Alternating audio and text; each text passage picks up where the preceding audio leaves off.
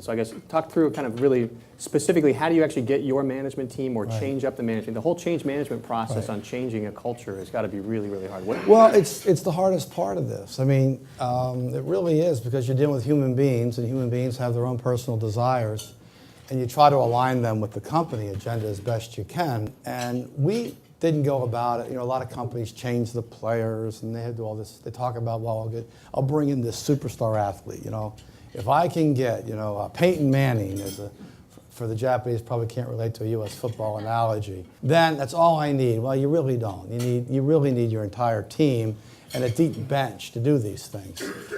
So we didn't change anyone. We put them in positions where they could excel, but we really didn't change the people. What we had to do was convince the people analytically. IBM's culture, to give you a little bit of a demographic, when I left, there were 205,000 mathematicians, scientists, physicists, engineers. So you can't go out there, as we used to say in IBM, you can't BS an electron. You know? You can't BS an engineer. So you got to have all the facts and take them through it and express it and communicate it. And so you had to get buy-in, and then you had to have examples that it worked. So you had to have proof points along the way that this actually does work.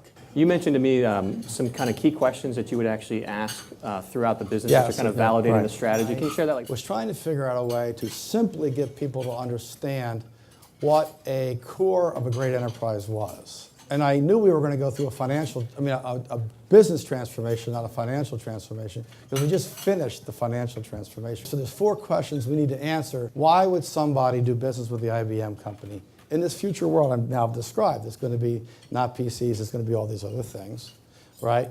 Why would someone work for IBM when they have, in our industry, they could work for a Google or a Facebook or a Twitter or some other, you know, small startup in the valley? Why would somebody invest their money in us and take risk on what we're doing in the strategy?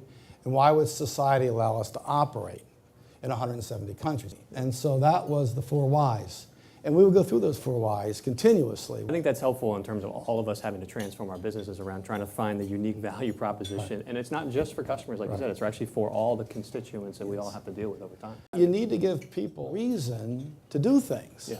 And it can't be because, at least we believe in IBM, or I believe, it can't be because I told you so. In fact, in IBM's case, I used to argue it was more about doing great things for others than it was about their remuneration. I do believe that. I just believed that the people that we hired cared more about solving huge problems like curing breast cancer or prenatal care, baby monitoring, what have you, than they did about their stock going up another $10 or something like that.